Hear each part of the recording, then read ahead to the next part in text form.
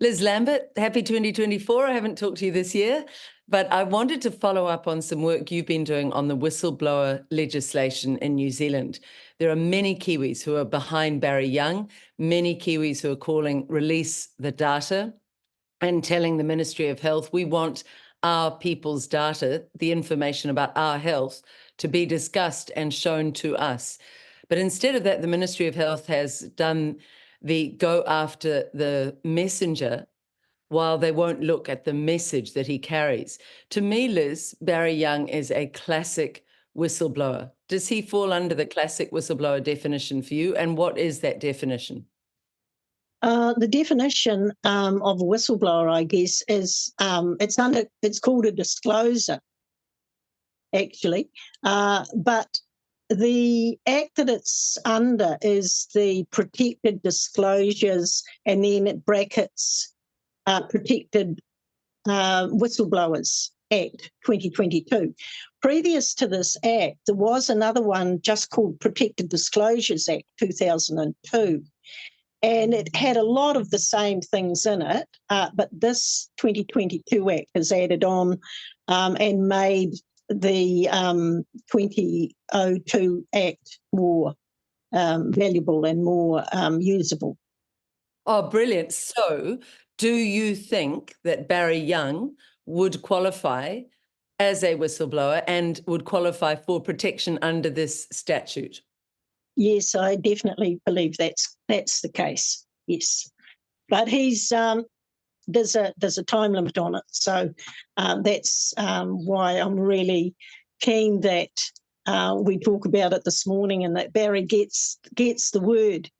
The time limit is 90 days from the time of the retaliation, and we would be approaching that now. That would be coming up in March.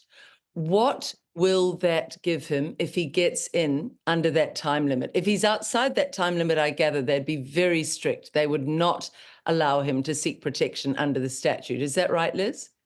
That's correct. Now, he's actually going to be seeking protection under another statute called the Employment Relations Act 2000.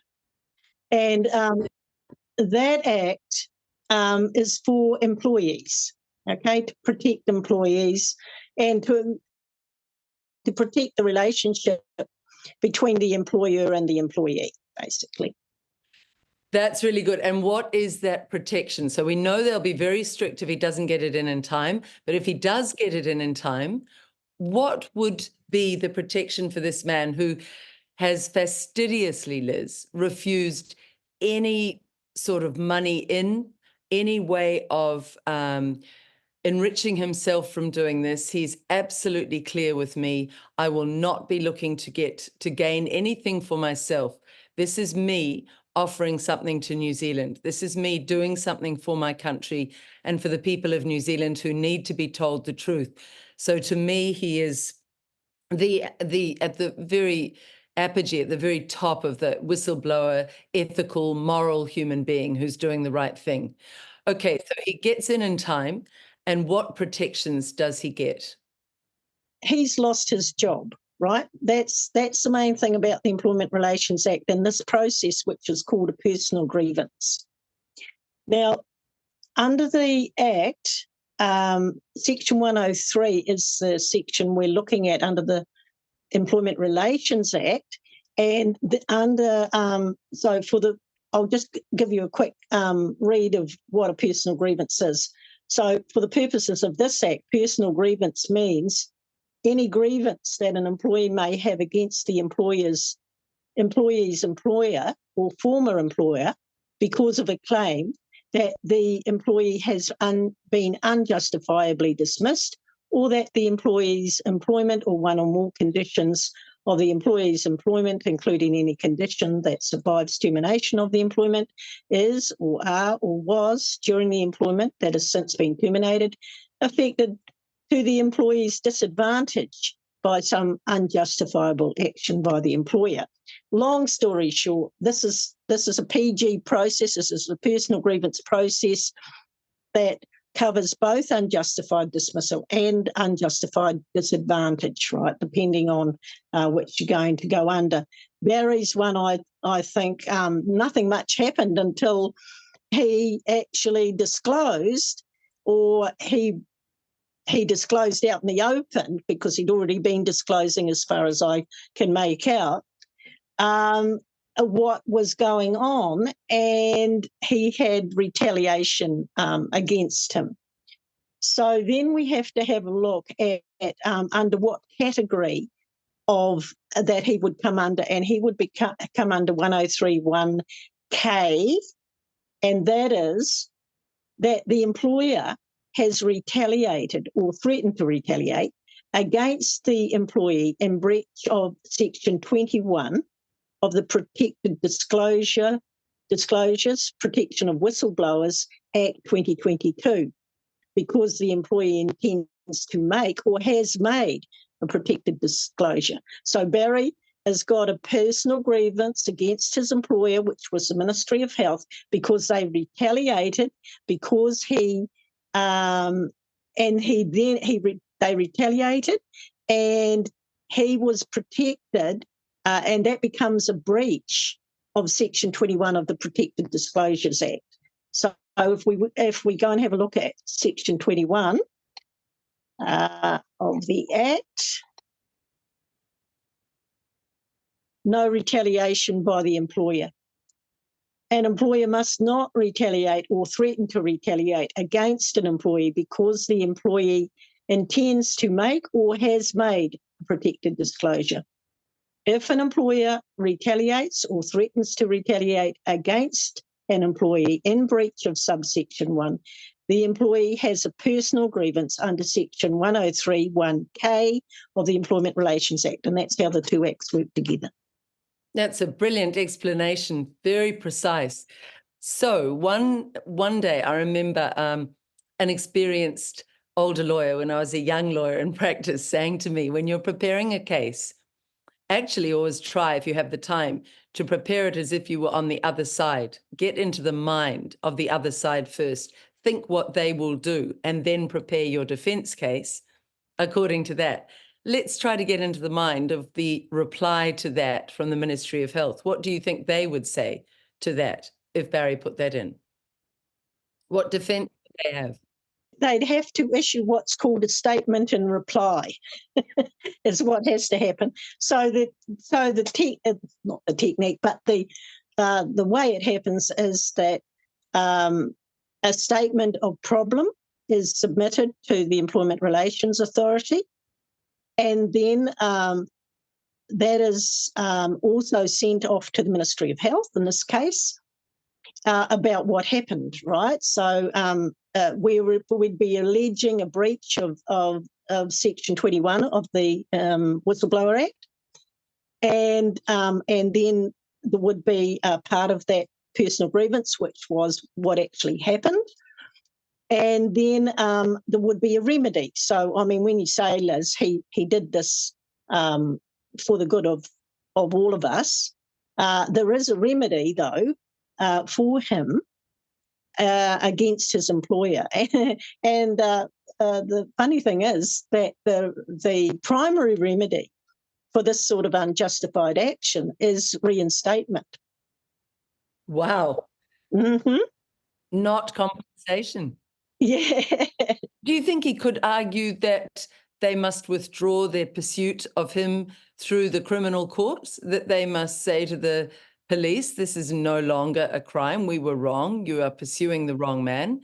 Could they, I know it's up to the police whether they choose then to drop the charges, but it's the Ministry of Health to have claimed this was a criminal act when we all know that it was done for all of our good. Mm-hmm. Okay.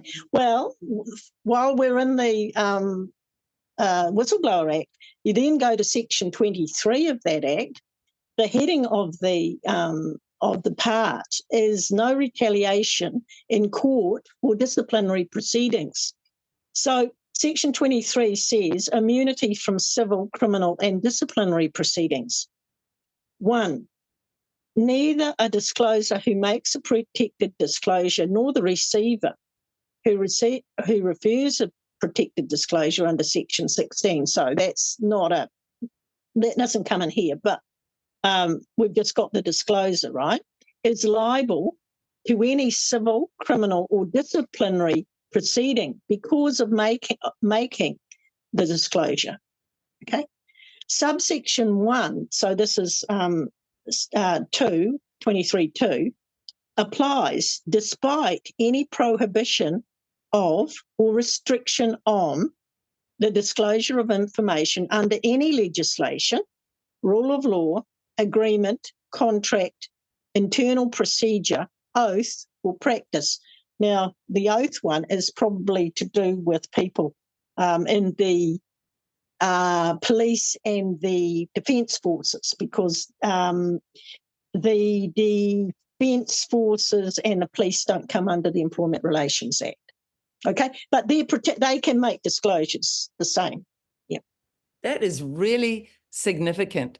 So if it's a fantastic act, Liz. It really is. And this new iteration of it since 2022 has not been tested. So this could be a very important legal test case as well for others who may want to step forward. And that's something I wanted to say here, Liz. We are calling out. I was speaking to Andrew Bridgen in the UK. He's doing the same, calling out for whistleblowers now to step forward. This whole narrative is looking so wobbly. More and more people are waking up to the fact we've been horrifically lied to, that criminal actions have been forced on this country. They're criminal actions because they result in injury, and at least manslaughter really charges should be laid, in my view, or murder charges. And that's a controversial view, but it's taking hold, certainly.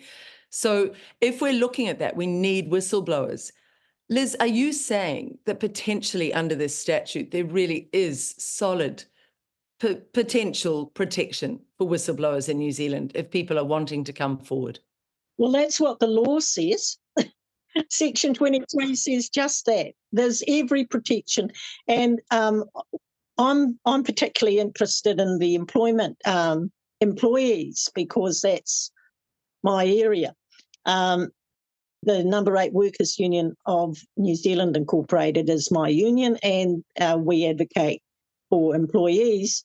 But this covers, if we go back to Section 8 of the Act, and I mean, this is a fantastic remedy for Barry, but there's also the protection, the civil and criminal protection is there for everybody else as well. Who can be a discloser? They can be a home worker within the meaning given of Section 5 of the Employment Relations Act, so someone working from home, right? A secondee to an organisation, so you work for another employer, but you've been seconded to a different branch, maybe something like that. Someone engaged or contracted under a contract for services to do work for the organisation. E is concerned in the management of the organisation. So this doesn't, this can be at any level, including, for example, a person who is a member of the board or governing body of the organisation. So that would also include, even boards of trustees, etc. But the usual board of an organisation. A member of the armed forces in relation to the New Zealand Defence Force, and a volunteer working for the organisation without reward or expectation of reward for that work. So the Act is there it's an anti-corruption Act, is what I'd call it. It's an anti-corruption Act. That is a very wide reach. It's very positive. Going back to the PG, to the personal grievance, what would you say the Ministry of Health would try to use as a defence? Just clarifying that point. Do they have any defence to that use of the Employment Relations Act? It feels to me as if Barry's case falls fairly and squarely in that. The wrongdoing, serious wrongdoing, you can. So there's nothing in there. I'd be looking, if I was the other side, I'd be looking at subpart 2.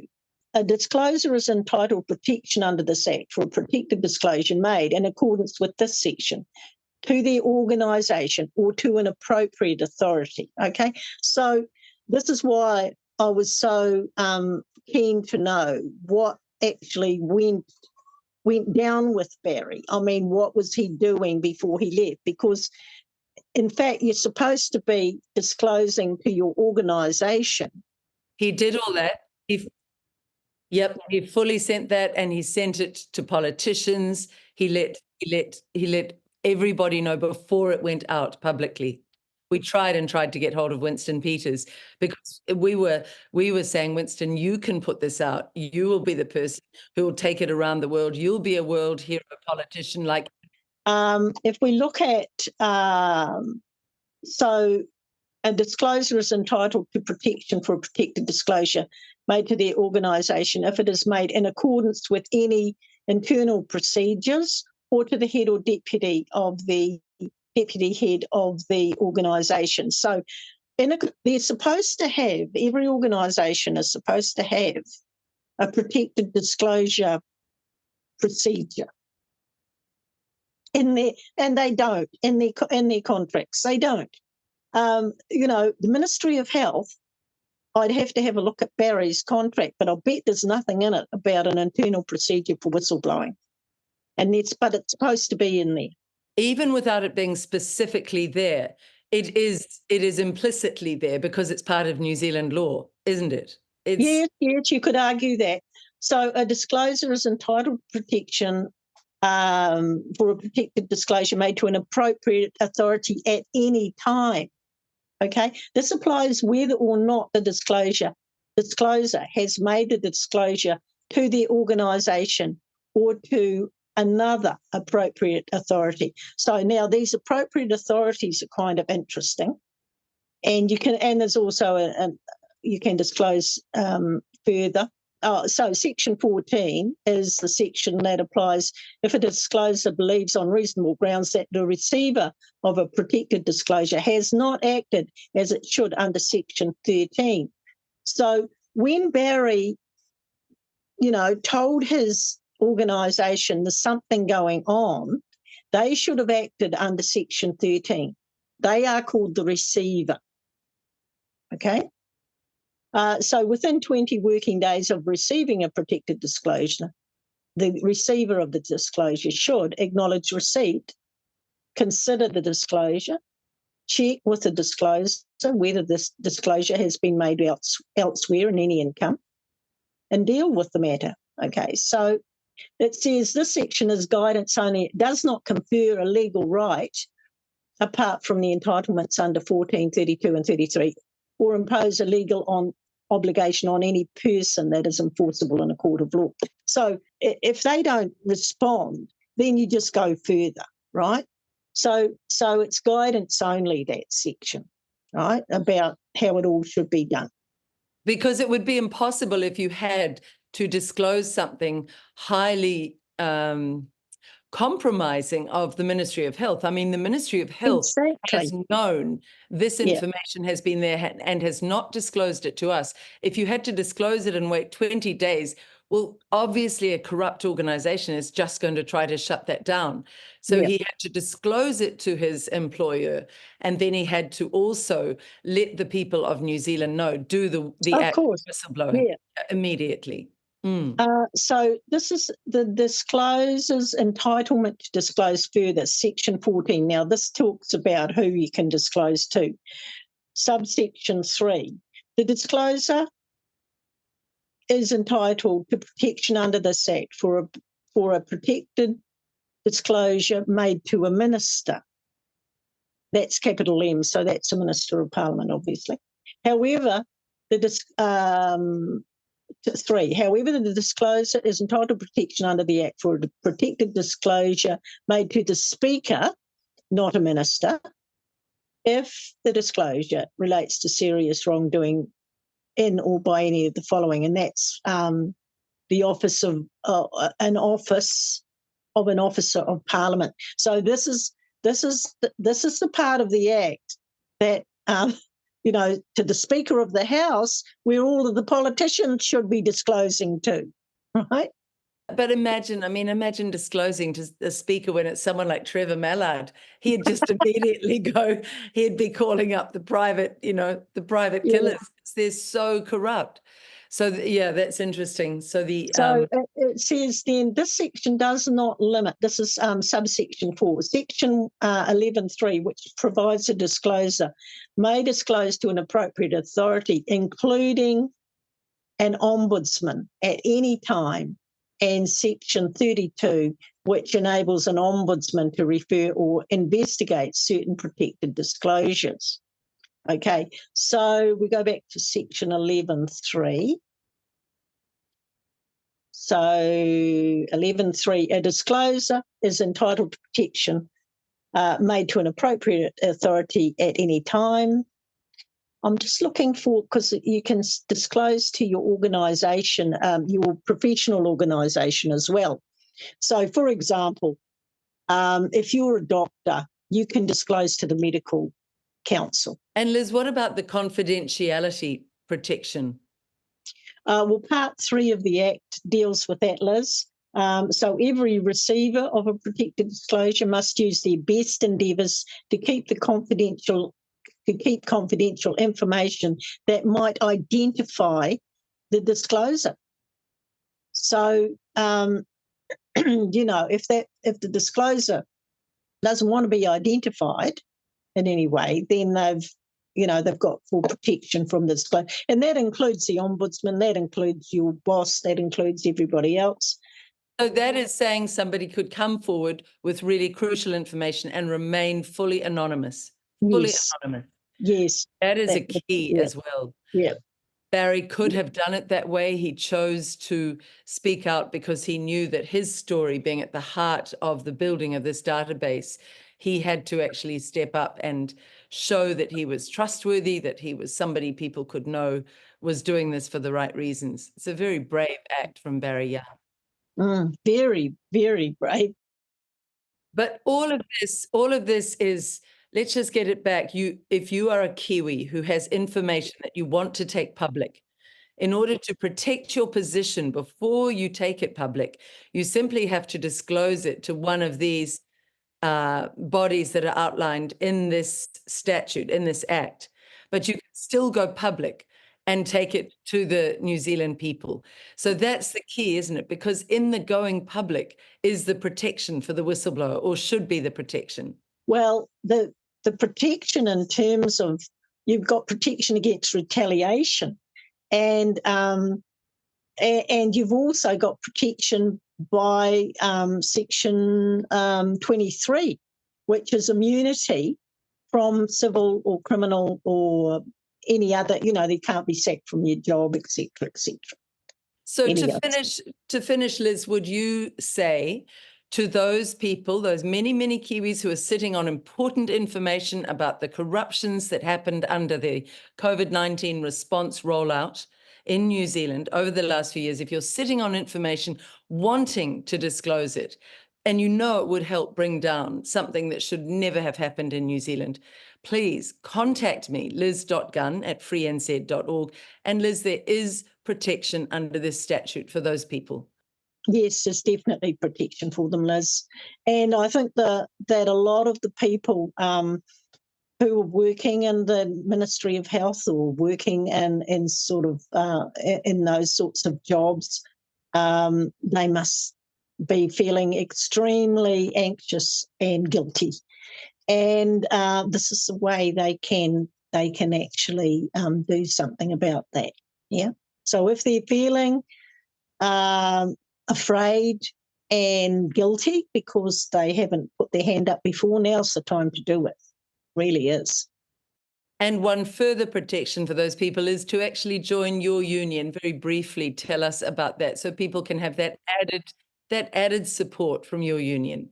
Yeah, well, we'd be doing PGs for them, filing PGs for them if they are retaliated against. But they need to know, the details of their situation, I think, and what they should do. And that's we have Zooms at least once a week, and but we also, of course, talk to our members one-on-one about what they should do. That's great. So just details for people again. And anybody in any area of New Zealand, working in any area, can join this. It's the number 8 workers. Just give us the address again, Liz, to finish. Our website for information about the union is number 8. So that's the word number and the numeral 8.org.nz. Lovely. Number 8.org.nz. That's correct. It's brilliant, Liz. Always good to talk to you, Liz Lambert. Thank you so much for reaching out like this. Thanks, Liz. Very good to talk to you. Thank you.